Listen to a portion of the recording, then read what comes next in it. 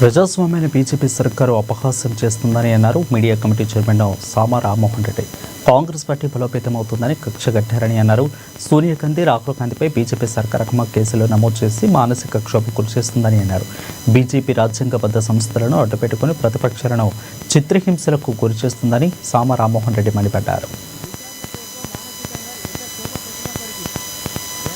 BJP మళ్ళా దాని ED తోటి కాంగ్రెస్ పార్టీ బలోపేతం అవుతుంది అని అన్నప్పుడల్లా ఏదో ఒక అపవాదు కాంగ్రెస్ పార్టీ మీద వేయాలి కాబట్టి తిరిగి తోడి ఇన్ని సంవత్సరాల నుంచి కాలయాపన చేసుకుంటా నేషనల్ హెరాల్డ్ ఏదో కుంభకోణం అనేటటువంటి చిత్రీకరణ చేసి మా యొక్క రాహుల్ గాంధీ, సోనియా గాంధీ గారిని ఈడీ ఆఫీస్లకు పిలిపించి 50 గంటల సేపు విచారణ పేరుతో మానసికంగా ఎంత క్షోభ పెట్టినప్పటికీ వెనకడిగేసేటటువంటి కాందాన్ని కాదు కదా అది.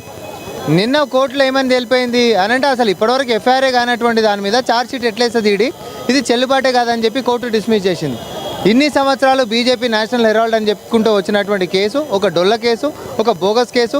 ఇది కేవలం ఈడీని ఒక ఆయుధం లెక్క వాడి ప్రతిపక్షాలని మరి కుదించేటటువంటి ఒక కుట్ర లెక్కనే చూస్తున్నందుకు మరి కాంగ్రెస్ పార్టీ ఈరోజు రాష్ట్ర వ్యాప్తంగా కాదు దేశవ్యాప్తంగా కూడా ప్రజాస్వామ్యానికి బీజేపీ ఈడీని అడ్డం పెట్టుకొని ప్రతిపక్షాలను ఎట్లా చిత్రహింసలు పెడుతుందో మేము చెప్పదలుచుకున్నాం, మేము చెప్తున్నాం. దానికి సరైన ఉదాహరణ ఇప్పుడు ఉంది కదా.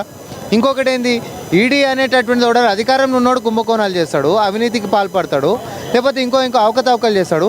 ఒక్క అధికారంలో ఉంటున్నటువంటి వాళ్ళ మీద కేసు కాలే ఇప్పటిదాకా. 97% కేసులు కూడా అన్నీ కూడా ప్రతిపక్షంలో ఉన్నటువంటి వాళ్ళ కేసులు. మళ్ళీ అందులోకేం చూడండి బీజేపీలో జాయిన్ కాగానే వాళ్ళ మీద కేసులు డ్రాప్ చేయడం. ఇట్లా రాజ్యాంగబద్ధంగా ఉన్నటువంటి విచారణ స్వతంత్ర సంస్థలని ఈరోజు ఆయుధాలు లెక్క చేసుకొని ప్రతిపక్షాలని కూనీ చేస్తామనేటటువంటి కుట్రలని మేము బహిర్గతం చేస్తూ ఉన్నాం. ఇప్పుడు ఒకటే నేను చెప్తా ఉన్నా, అదాని అవకతవకలు అనేటటువంటి ఈడ కాదు, ఆస్ట్రేలియా పోయినా లేకపోతే అమెరికా పోయినా కూడా తెల్లం అవుతాయి. ప్రైవేట్ కంప్లైంట్లు వచ్చినప్పుడు మరి ఇదే ఈడీ విచారణ అదాని మీద ఎందుకు చేయరు? ఇప్పుడు ఎవరో ప్రైవేట్ వాళ్ళు ఇచ్చిర్రు అనగానే రాహుల్ గాంధీ గారి మీద, సోనియా గాంధీ గారి మీద అని మాట్లాడుతున్నారు. అసలు నేషనల్ హెరాల్డ్ అంటే ఏంది? అదొక పత్రిక. నేషనల్ హెరాల్డ్ పత్రిక అనేది 1937లో స్థాపించబడింది. నెహ్రూ గారు స్థాపించారు. స్వాతంత్రం కోసం ఆ దేశం కొట్లాడుతున్నటువంటి దాంట్లో ప్రజలను చైతన్యం చేయడానికి అతి క్రియాశీలకంగా వ్యవహరించినటువంటి పత్రిక.